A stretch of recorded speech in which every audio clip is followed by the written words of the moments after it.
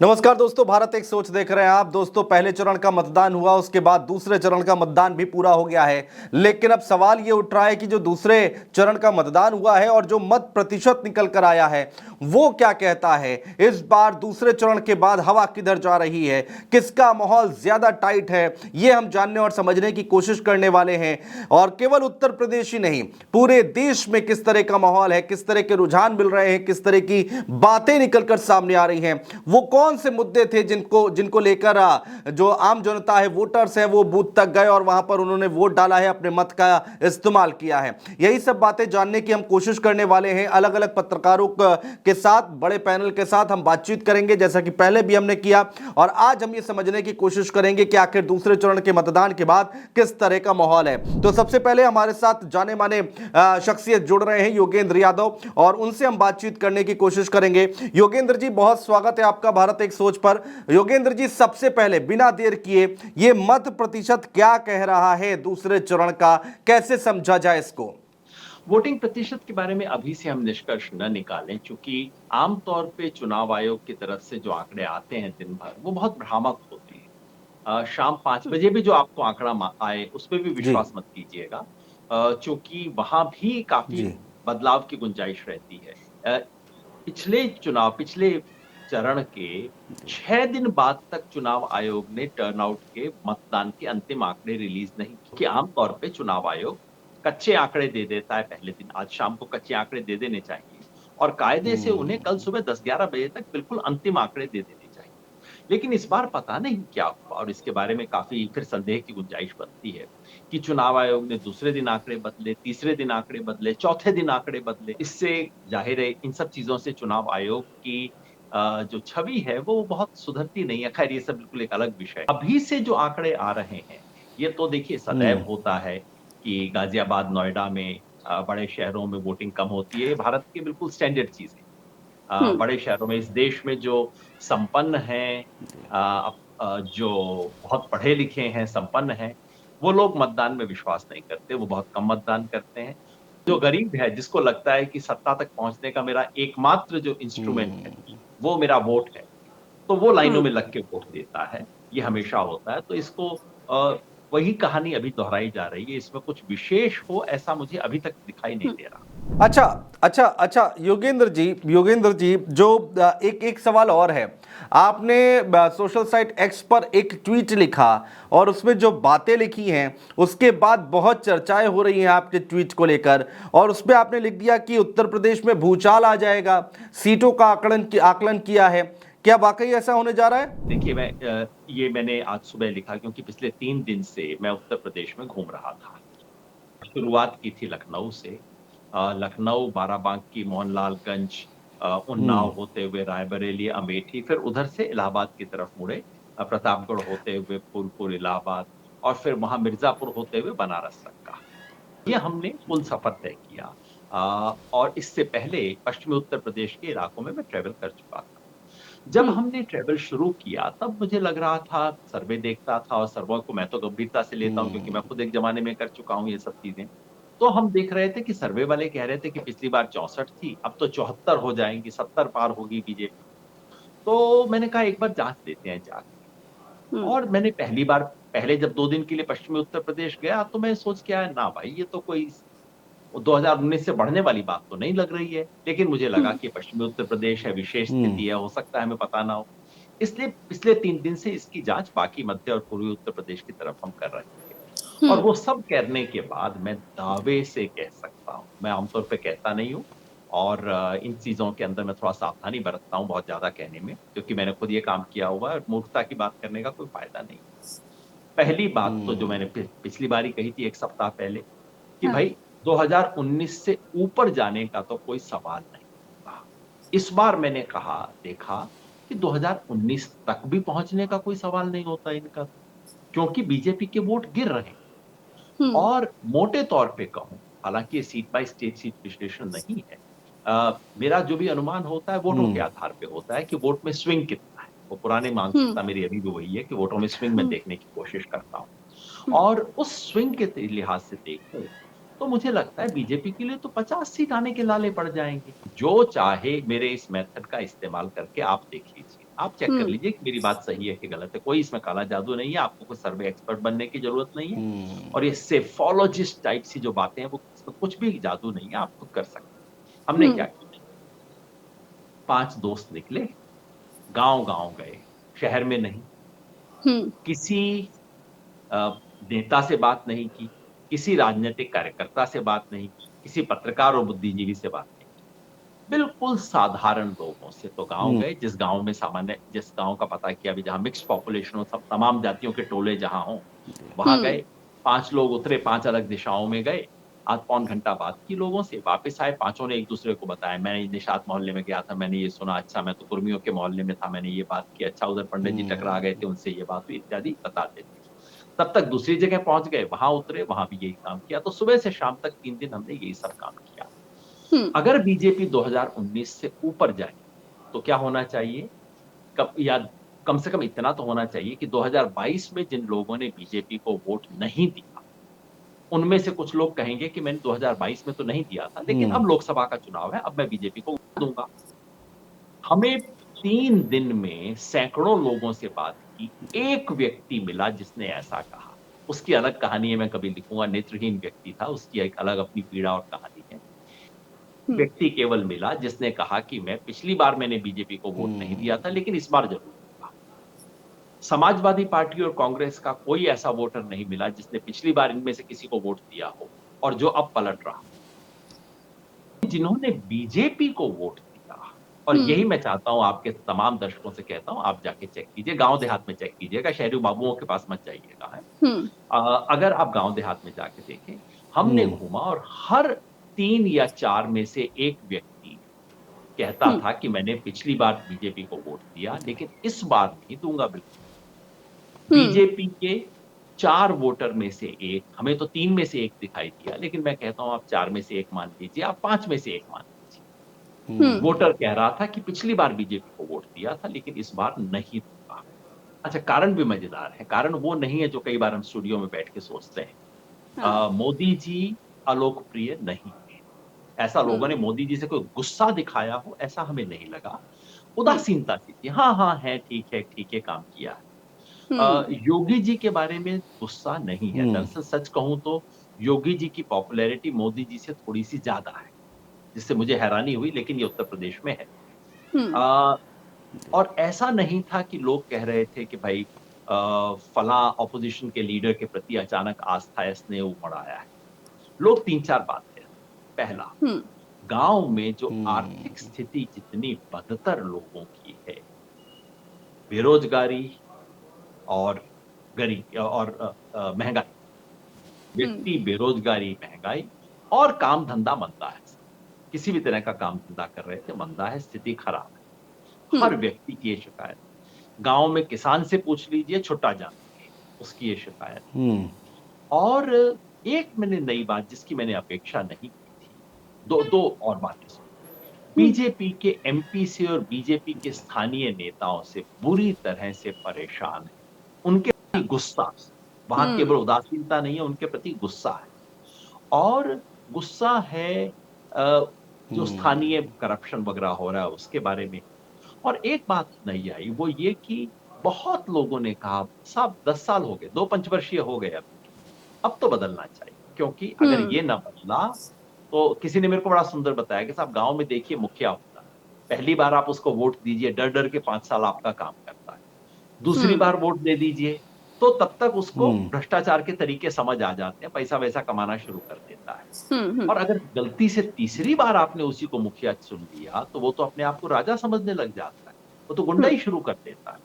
तो साहब 2 पंचवर्षीय हो गए, बहुत हो गया, बस अब इनके जाने का समय आ गया है। तो परिवर्तन के प्रति लोगों ने मन बनाया हुआ है। और ये जो मैं 50, 60, 70 वाली गिनती कर रहा हूँ, उसका बड़ा साधारण सा आधार है और बहुत सिंपल गणित है, कोई गहरी साइकोलॉजी नहीं है। वो ये है कि आप समझिए 3 में से 1 छोड़ दीजिए। अगर 5 में से 1 व्यक्ति जिसने बीजेपी को 2019 में वोट दिया था, वो व्यक्ति बीजेपी को छोड़ के मान लीजिए सपा और कांग्रेस को वोट दे देता है।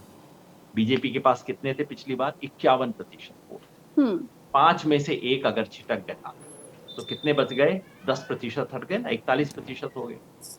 और उस 10% का मान लीजिए 7-8% अगर कांग्रेस और समाजवादी पार्टी को आ जाता है, तो वो पहुंच गए 40-41 पे वो पहुंच गए। हम्म और अगर दोनों का वोट प्रतिशत समान हो गया, तो बीजेपी को कैसे 80 में से 50 सीट आएंगी, मुझे तो समझ नहीं आता। मैं तो उससे भी, और ये तो बिल्कुल कंजर्वेटिव हिसाब मैं आपको बता रहा हूँ। हम्म तो और मैं आपको सीट बाय सीट नहीं बता सकता, क्योंकि जो मैंने हम्म मेथड इस्तेमाल किया है, वो मेथड में ये संभव नहीं है कि आप मुझसे पूछे अच्छा फूलपुर में क्या होगा, बता नहीं पाएंगे। हम्म लेकिन कुल मिलाकर इंपॉर्टेंट चीज ये थी, जिस हम्म। भी, या तो ज्यादातर लोगों ने कहा भाई जिसको पहले दिया था उसी को वोट देंगे, ठीक है। बिल्कुल बिल्कुल बिल्कुल योगेंद्र यादव जी, आपने समय निकाला, हमसे बातचीत की और अपनी राय रखी। बहुत महत्वपूर्ण है आपकी राय, हम आपसे बात करना बहुत महत्वपूर्ण है। और बहुत शुक्रिया हमारे साथ जुड़ने के लिए, तमाम बातचीत करने के लिए, चर्चा करने के लिए। और हमारे साथ दूसरे मेहमान जुड़ रहे हैं इस वक्त। राकेश पाठक जी वरिष्ठ पत्रकार हैं, उनसे भी बातचीत करते हैं और दूसरे चरण का जो मतदान हुआ है उसको लेकर हम पूछने जा रहे हैं, उनसे बातचीत करने जा रहे हैं। राकेश पाठक जी, बहुत स्वागत है आपका।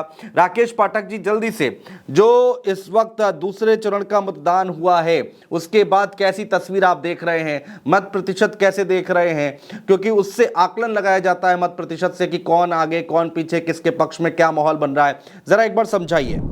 भारत की राजनीति में पिछले 2-3 दशक में खास तौर से अगर मैं कहूं, इतनी बार उलटमासियां हो चुकी हैं कि अब इसका कोई मान्य एकदम प्रूव्ड सिद्धांत नहीं है कि कम मतदान हो तो सत्ता के विरोध में है, ज्यादा मतदान हो तो सत्ता के विरोध में है, मझोला मतदान हो तो क्या होने वाला है। दरअसल में अब मतदाता पहेलियां बुझाने लगा है। बहुत दिन नहीं हुए, अभी 2023 के चुनाव में, 5 विधानसभाओं के चुनाव में मध्य प्रदेश, छत्तीसगढ़, राजस्थान, कितना चौंकाया था मतदाता ने। हमें, आपको, हम सबको गलत साबित कर दिया उसने।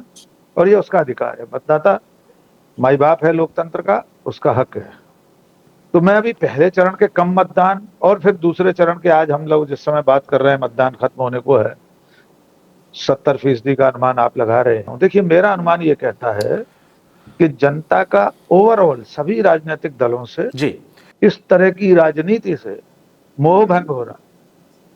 यही वजह है कि जिस तरह से दल बदल हो रहे हैं, जो आदमी कल तक कांग्रेस को गाली देता था वो कांग्रेस में शामिल हो गया, जो कल तक बीजेपी को गाली देता था वो बीजेपी में आ गया, जो व्यक्ति कल तक देश के प्रधानमंत्री की नजर में 70,000 करोड़ के घोटाले का आरोपी था वो उनके साथ उप मुख्यमंत्री है उनकी सरकार में, जो व्यक्ति कांग्रेस को देश का विरोधी बताता था वो कांग्रेस के टिकट पर चुनाव लड़ रहा है।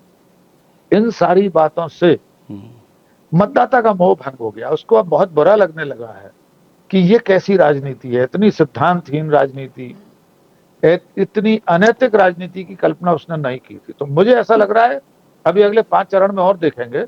एक बात जरूर है जो आज के बढ़े हुए मतदान के लिए जिनको श्रेय दिया जा सकता है, वो सभी राजनीतिक दल, निर्वाचन आयोग, स्थान, हम सब लोग बार बार ये कहते रहे हैं कि घर से निकलिए और मतदान कीजिए। कम मतदान से, यानी पहले चरण में जो कम मतदान हुआ उससे अगर कोई सबसे ज्यादा चिंतित था तो वो भारतीय जनता पार्टी थी। इसका प्रमाण भी मैं आपको बताता हूँ। कल अचानक गृह मंत्री अमित शाह बिना किसी कार्यक्रम के भोपाल आए, रात को यहाँ रुके। उन्होंने पूरे बीजेपी के अमले को बुलाकर उससे सवाल जवाब किए, उससे पूछताछ की और लोगों को हड़काया कि कम मतदान क्यों हो रहा है, आप लोग निकलिए, बूथ पर जाइए। कुछ तो लोगों ने बहिष्कार ऐसे कर दिया जिन्होंने बैनर पोस्टर लगाए हैं कि फलां कारण से हम वोट नहीं डालेंगे। जैसे मैं कल राजगढ़ क्षेत्र में था मध्य प्रदेश के, वहां एक जगह हाईवे पर मुझे बोर्ड लगा दिखाई दिया कि वन अधिकारियों के अत्याचार के कारण हम मतदान का बहिष्कार करेंगे। जो दिग्विजय सिंह वहां से चुनाव लड़ रहे हैं, 7 तारीख को मतदान है। देश भर में अलग अलग स्थानीय मुद्दों को लेकर भी लोगों में असंतोष है, तो लोग या तो मतदान का बहिष्कार कर रहे हैं या इतने अनमने हो गए हैं। जैसे अगर आप सोसाइटीज की बात करें, दिल्ली के आसपास के जो क्षेत्र हैं, गाजियाबाद है, नोएडा है, वहां पर अभी कई लोगों ने ट्वीट भी किया है कि जब मैं मतदान करने गया, सुबह की बात लिखी उन्होंने 9-10 बजे की। देखिए, अभी इस चुनाव में अगर हम उदासी की वजहों को तलाशेंगे कि अब नरेंद्र मोदी उनके वादों, उनके दावों, उनके जुमलों से लोग आजिज आ गए, त्रस्त हो गए हैं। आप जिस वर्ग की बात कर रहे हैं वो हिंदू वर्ग में बेरोजगारी नहीं है क्या? उस वर्ग के लोगों को महंगाई नहीं व्याप रही है क्या? उसको कानून व्यवस्था की स्थिति नहीं दिखाई दे रही है? उसको क्या मोदी जी के झूठ और जुमले नहीं दिखाई दे रहे हैं कि मोदी जी हर दिन एक झूठ बोलते हैं कांग्रेस के घोषणा पत्र में जो कुछ नहीं है उससे साबित करने पर तुले हैं। तो क्या सचमुच हिंदू समाज इतना विवेकहीन है, इतना बुद्धिहीन है कि उसको दिख नहीं रहा कि मोदी जी झूठ बोल रहे हैं? उस कारण से हुआ ये है कि वैसे वो मोदी का समर्थक है, वो बीजेपी का समर्थक है, लेकिन अब उसका असंतोष सतह पर आता जा रहा है। उसको लग रहा है कि नहीं, हमने जिसको आराध्य बनाकर पूजा की, जिसकी हम जिसके भक्त कहलाने में गौरव महसूस कर रहे थे, अब वो शर्मिंदगी की स्टेज पर आ गए हैं। अब उनको भी लगने लगा कि नहीं, ये तो शर्म की बात है जी कि कांग्रेस के घोषणा पत्र में मुस्लिम लीग कहीं नहीं है। कल मैं देख रहा था ट्विटर पर, या आज सुबह 42 लाख लोगों ने डाउनलोड किया कांग्रेस का घोषणा पत्र। एक वीडियो वायरल हो रहा, आपने देखा होगा, एक वो पिट्ठू बैग में एक स्टूडेंट है, वो किसी मीडिया चैनल की महिला पत्रकार को कहता, रुकिए 1 मिनट में आपको कांग्रेस का घोषणा पत्र दिखाता हूँ। वो अपने बैक पैक में से कलर प्रिंट में निकलवाया हुआ, कलर्ड प्रिंट आउट है उसके पास कांग्रेस के घोषणा पत्र का। वो सारे पन्ने पलट कर कहता है, बताइए इसमें कहाँ लिखा है मुस्लिम लीग। यकीनन वो युवक, वो विद्यार्थी हिंदू ही था, उसके माथे पर तो टीका भी था। तो ये एक नमूना था, आप हांडी के एक चावल के रूप में देख सकते हैं ऐसे लोगों के विचारों को। वो ये बता रहे हैं कि अब हिंदू समाज भी बुरी तरह से त्रस्त हो गया नरेंद्र मोदी से। उसे लग रहा है इन्होंने काम कुछ किया ही नहीं। अब सिर्फ नेहरू जी, इंदिरा गांधी, राजीव गांधी को गालियां देने, उन्हें उनके दोष ढूंढने के लिए तो हमने आपको सत्ता नहीं सौंपी। जी राकेश पाठक जी, जरा एक बात और समझाइए कि जनता का मूड क्या है इस वक्त, जनता के मन में क्या है? जनता के मन की बात अगर हम करें तो क्या भापा जा रहा है? क्या कुछ माहौल निकल कर आ रहा है? क्या कुछ आकलन लग रहा है? क्या किसी तरह का कोई परिवर्तन चाह रही है जनता आज की डेट में, ऐसा माना जाए या फिर नहीं? देखिए, कहीं ना कहीं तो जनता के भीतर ये विचार सुख वगैरह, 2 मौके दे दिए आपको, अब किसी और को आजमाया जाए। साधारण से मुहावरे चल रहे हैं कि तीसरी बार चाय गर्म करके पीने से वो कड़वी हो जाती है, जहर बन जाती है। इस चीज का अगर हमें संकेत देखना हो, हमें बिटवीन द लाइंस पढ़ना हो, तो हमें सिर्फ मोदी जी को देखने की जरूरत है और किसी को मत देखिए। उनकी देह भाषा को देखिए, उनके बयानों को पढ़िए, उनके बयानों को सुनिए, उनके चेहरे के आत्मविश्वास को देखिए, उनकी जुबान में जो हलचल आ रही है, वो सब चीजें ही आपको बता देंगी कि जनता विकल्प की ओर सोचने लगी है। हम नहीं जानते कि सचमुच में जनता राहुल गांधी को विकल्प मान रही है कि मल्लिकार्जुन खड़गे को, कि केजरीवाल को, नीतीश, किसको मान रही है हमें नहीं पता, लेकिन अब जनता को ऐसा लगने लगा। जैसे मैं कल की एक घटना आपको बताता हूँ। कल प्रधानमंत्री मुरैना में थे। यद्यपि मुरैना की आम सभा की जो तस्वीरें आई हैं, मैं ग्वालियर चंबल का ही रहने वाला हूँ, जो भी फीडबैक मुझे मिला है, बहुत कम लोग आए थे। बहुत बड़ी संख्या में लोग सभा शुरू होने से पहले वापस जाना शुरू हो गए। महिलाओं के वीडियो वायरल हो रहे हैं जो चिल्लाती हुई जा रही हैं, तुमने तो खाने के नाम पर हमको बुलाया था, कि खाना मिलेगा, यहाँ तो पानी भी नहीं मिला, तुमने प्यासे मार डाले हमें। बिल्कुल चंबल की भाषा जो होती है उसमें वे कह रही हैं। लेकिन वहां मोदी जी क्या कह रहे हैं, वो शीर्षक आपको बता देता हूं और समझ लीजिए उनकी हताशा। कांग्रेस छीनेगी गुर्जरों और यादवों का आरक्षण। अब बताइए कौन सा ऐसा कांग्रेस ने वादा किया है? हेडलाइन है पहले पेज की दैनिक भास्कर, कांग्रेस यादव गुर्जर का आरक्षण छीनेगी। मैं नहीं समझता हूं कि यादव समाज या गुर्जर समाज इतनी से उनके भाषण पर यह विश्वास कर लेगा कि कांग्रेस उनका आरक्षण छीनने जा रही है। ये सारे आरक्षण तो कांग्रेस ने दिए ना, कांग्रेस की सरकारों में दिए गए। चलिए, मंडल कमीशन की सिफारिशें वीपी सिंह ने लागू की, तो वीपी सिंह कौन थे? वे भी तो कांग्रेस के ही गर्भ से पैदा होकर प्रधानमंत्री बने थे। मंडल आयोग की सिफारिशें तो उससे पहले की हैं।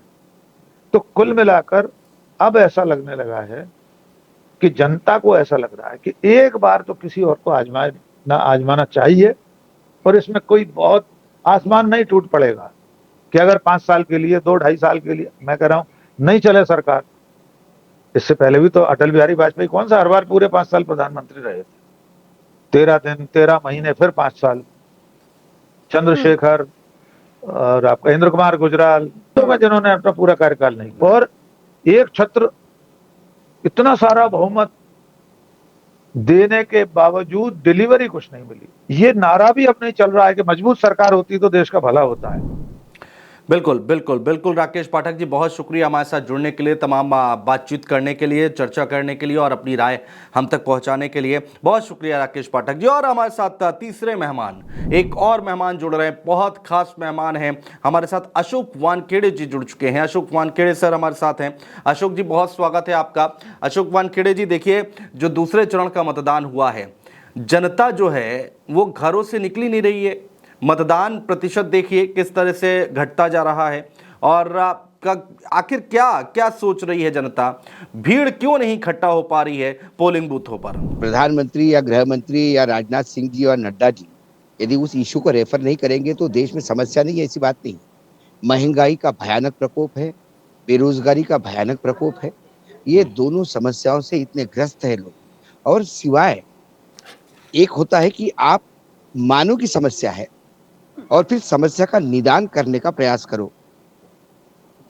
यदि आप ये मानोगे ही नहीं समस्या है तो फिर जिनकी समस्या है वो बहुत जी। उदासीन हो जाते हैं।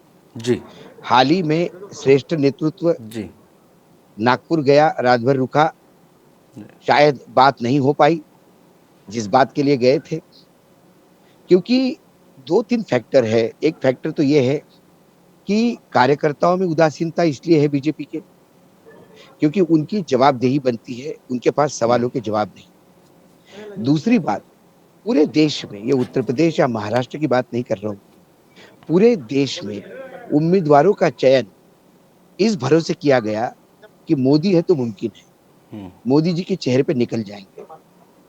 और कहीं ना बिल्कुल। कहीं जी एक मुझे लगता जी। है कि भाजपा ऐसी नहीं हुआ करती थी। जी भाजपा सामूहिक नेतृत्व वाली पार्टी थी और भाजपा में जो नेतृत्व, जिसमें नेतृत्व की क्षमता है, उसको उभारने का प्रयास करते थे। कभी तात्कालीन नेतृत्व ने ये नहीं सोचा कि ये आगे जाके मेरे से बड़ा होगा, कभी नहीं सोचा कि ये जाके मुझे चैलेंज करेगा, क्योंकि वो नेतृत्व अपने आप में जन समर्थन के भरोसे आया था, उनके काम के भरोसे आया था और एक प्रिंसिपल्स के साथ था। वर्तमान का नेतृत्व खुद बोना है और उसे 24 घंटे डर है जी कि ये आगे जी। जाएगा तो मुझे चैलेंज करेगा क्या। जी और इसके तहत आपने आपसे भी बोने लोग सामने लाए। आपने जो उम्मीदवार खड़े किए उस उम्मीदवार के प्रति इतनी उदासीनता है। और हर राज्य में, आप लखनऊ में बैठिए तो आपको उत्तर प्रदेश का मिल जाएगा, महाराष्ट्र में मैं आपको बता सकता हूँ, मध्य प्रदेश, छत्तीसगढ़ में बता सकता हूँ। लोगों को समझ में नहीं आएगा कि इसको टिकट क्यों दिया। उसके बाद जो स्थापित क्षेत्र है, हर जगह पे सुशील मोदी है, बिहार में, उत्तर प्रदेश में कई बड़े स्थापित नेतृत्व थे, बिल्कुल हाशिए पे लगे हैं। महाराष्ट्र में देखिए, आप जाइए, कर्नाटक में जाइए, वहाँ पे येदियुरप्पा हाशिए पे रखे गए थे। बिल्कुल। फिर रमन सिंह, फिर शिवराज जी। सिंह, फिर महारानी सिंधिया, जी ये सारे लोगों को हाशिए पे जाने से ये जो नए लोग आए ये समझ नहीं पाए। और एक जो बेसिक फंडा था कि हमारे पास मोदी जी का नेतृत्व है तो हम मोदी जी के चेहरे पे निकल जाएंगे, वो ब्रांड कमजोर। इसकी वार्निंग संघ ने पहले दी थी। जब कर्नाटक हार गए थे तब संघ ने ये बाकायदा, संघ के ऑर्गेनाइजर नाम का जो मुखपत्र है अंग्रेजी में, उसमें लिखा था कि ना राम का नंबर नाम चलेगा, ना मोदी का ब्रांड चलेगा, तो आपको चुनाव में लड़ने के लिए और कुछ लाना पड़ेगा। लेकिन फिर वही राम के नाम पे बने रहे और ये बात हो गई। दूसरी बात, आपके पास देने के लिए सपने क्या है? जी आपके जी। पास देने के लिए सपने नहीं है। अच्छा, मोदी जी जी। का जो कैंपेन स्टाइल है वो पहली बार, मतलब राष्ट्रीय स्तर पे पहली बार फेल होता दिखाई दे रहा है।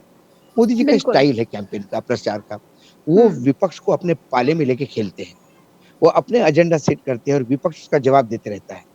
इस बार विपक्ष उनके पाले में नहीं आ रहा है, बल्कि उनके अपने पाले में खींच रहा है, जो मोदी जी अभी तक तो नहीं फंसे, क्योंकि उनको मालूम है वहां जाएंगे तो प्रश्नों की बौछार होगी और उसके जवाब नहीं। तो सिंपल सा उदाहरण देता हूँ, यदि आप पुराने समय पे जाइए, जब मोदी जी तीसरी बार मुख्यमंत्री पद के लिए चुनाव लड़ रहे थे गुजरात में, तब गुजरात में असंख्य इशू थे।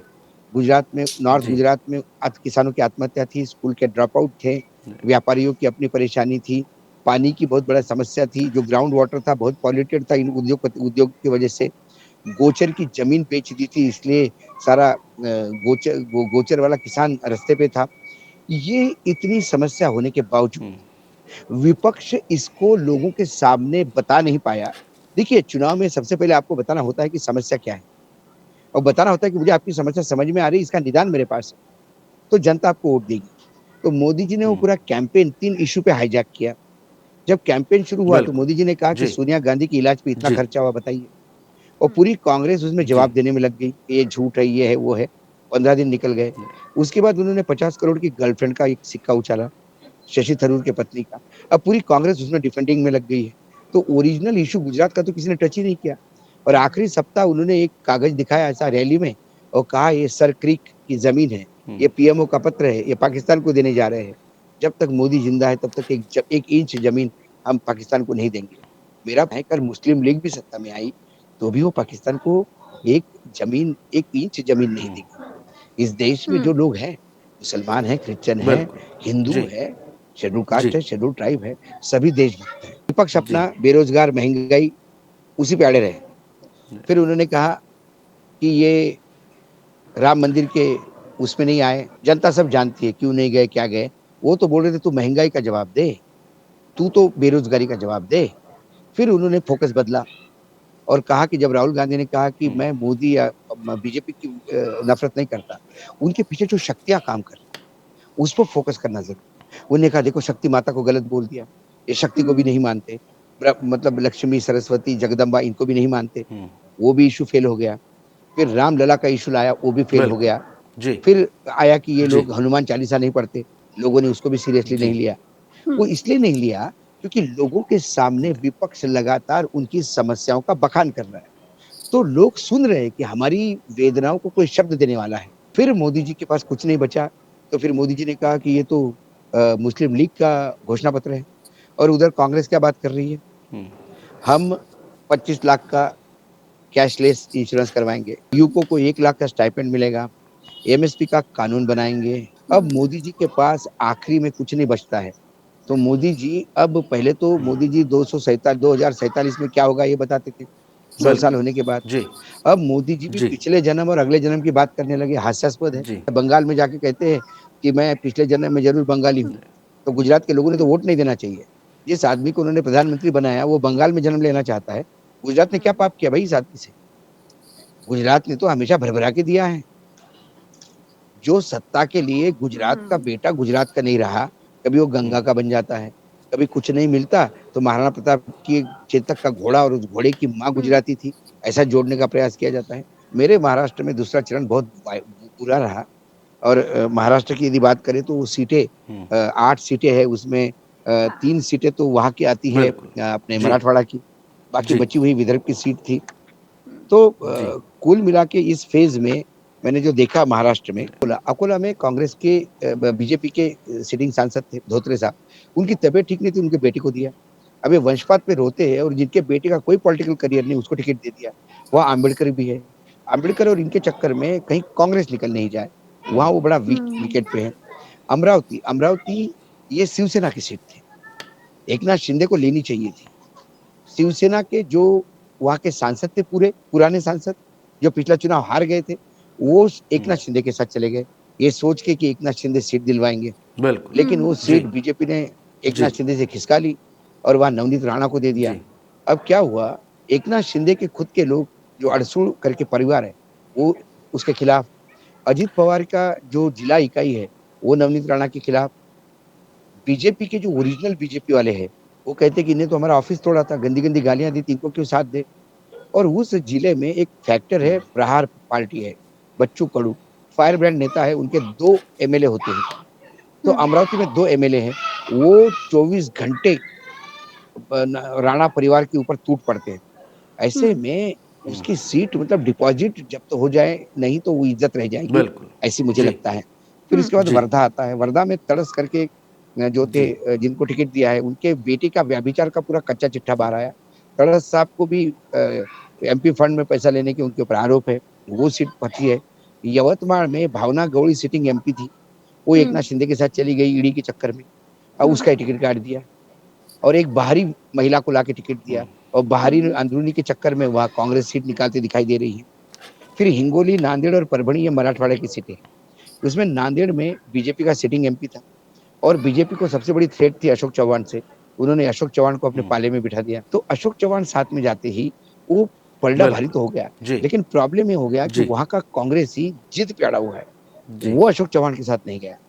अशोक चौहान ने भी जब गए तो कभी कांग्रेस को गाली नहीं दी, वो गन पॉइंट पे गए। तो वहाँ का जो कांग्रेस है वो पूरी ताकत के साथ जुट है। तो जो सीट बहुत ईज़ी लग रही थी वो अब कांटे की टक्कर में फंस गई। वैसे हिंगोली में जिस आदमी को दिया है उसके खिलाफ एंटी इनकम्बेंसी बहुत है, वो भी कांटे की टक्कर में फंस गई। और एक परभणी की सीट वो भी ऐसी है। तो कुल मिला के ये जो 8 सीटों का जो मैंने लेखा जोखा दिखा, इसमें 2 या मैक्सिमम 3 सीट छोड़ दी तो बाकी सीट तो बीजेपी सोच भी नहीं सकती कि उनके पास आए। तो महाराष्ट्र की सेकंड फेज का है। मध्य प्रदेश में भी जी। कामोबेश वैसा ही जी। है। छत्तीसगढ़ की 3 सीटें हैं, राजगढ़, महासमुंद और कांकेर। राजगढ़ से स्वयं बघेल लड़ रहे हैं। बघेल को बीजेपी वाले बहुत मदद कर रहे हैं इस बार। एक बार तुम चले जाओ दिल्ली तो ठीक ठाक रहे हुए। कांग्रेसी भी लगे हैं पूरे तरीके से, तो बघेल सीट निकाल सकते हैं। महासमुंदर में ताम्रकर साहू है। अब ताम्रकर साहू के साथ प्रॉब्लम ये है कि ताम्रकर साहू समाज से आते हैं और वहाँ 5 लाख साहू समाज का वोट है। बीजेपी कोई साहू समाज के उम्मीदवार को उतारता तो वो वोट कट जाता, लेकिन बीजेपी ने एक आदिवासी को उतारा जिसका मात्र 17,000 वोट है। तो उसमें ये ताम्रकर साहू को तो बिल्कुल वॉकओवर मिल गया। संघ हमेशा सामूहिक नेतृत्व की बात करता है। तो यही जी। बात आपने रामलला के प्राण प्रतिष्ठा के समय वो लगातार प्रधानमंत्री को आगाह कर रहे थे कि सबको साथ में लेके चलना है, और यहाँ तो सब दूर मोदी की गारंटी है। बिल्कुल अशोक वानखेड़े जी, आप हमारे साथ जुड़े, तमाम चर्चा की और अपनी राय रखी। बहुत शुक्रिया हमारे साथ जुड़ने के लिए, बातचीत करने के लिए। एक और खास मेहमान हमारे साथ हैं, अनिल शर्मा जी हैं। राजस्थान की राजनीति क्या कहती है, वहाँ की जो सीटें हैं, वहाँ पर जो मतदान हुआ है वो क्या कहती है, उसके दूसरे चरण के मतदान के बाद क्या कुछ तस्वीर निकल कर आ रही है, उनसे समझने की कोशिश करेंगे। अनिल शर्मा जी, बहुत स्वागत है आपका। अनिल शर्मा जी, इस बार दूसरे चरण के मतदान के बाद माहौल क्या दिखाई दे रहा है, किस तरफ हवा बह रही है, या फिर अभी कितनी गर्मी आ गई है चुनाव में, एक बार समझाइए। करीब करीब 10 सीटों पे कड़ी लड़ाई है, कड़ी टक्कर है। जीतेगा कौन, हारेगा कौन, उसमें से बड़ा मुश्किल है बताना। और खास तौर से जो फर्स्ट फेज पोलिंग हुआ था उसमें मैं मानता हूं कि कांग्रेस जो है करीब करीब 6 से 7 सीटों पे बड़ी टक्कर दे रही है बीजेपी को। ऐसा ही 13 सीट में से करीब करीब 4-5 सीटों पे कांग्रेस टफ टक्कर दे रही है। देखिए, एक बड़ा इंटरेस्टिंग फैक्ट निकल के आ रहा है जो मैं अभी पढ़ रहा हूं, क्योंकि मैं आज आपको पता हॉस्पिटल था, ज्यादा देख नहीं पाया। तो ये जो 3 बजे तक का जो वोटिंग परसेंटेज आया था उसमें राजस्थान 50.27% था।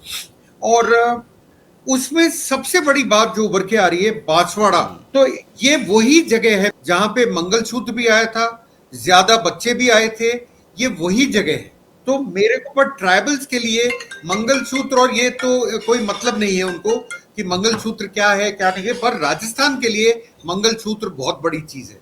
यूपी वाले शायद मंगलसूत्र को मेरे हिसाब से कम समझते, खासतौर से पूर्वांचल वाले, शायद उनको इतना आइडिया नहीं है। राजस्थान में मंगलसूत्र सुहाग है। और जब ये प्रधानमंत्री ने स्टेटमेंट दिया था, इसका काउंटर भी हुआ था। राजस्थान की जनता को ये पसंद आया था पूरा, ऐसा नहीं है।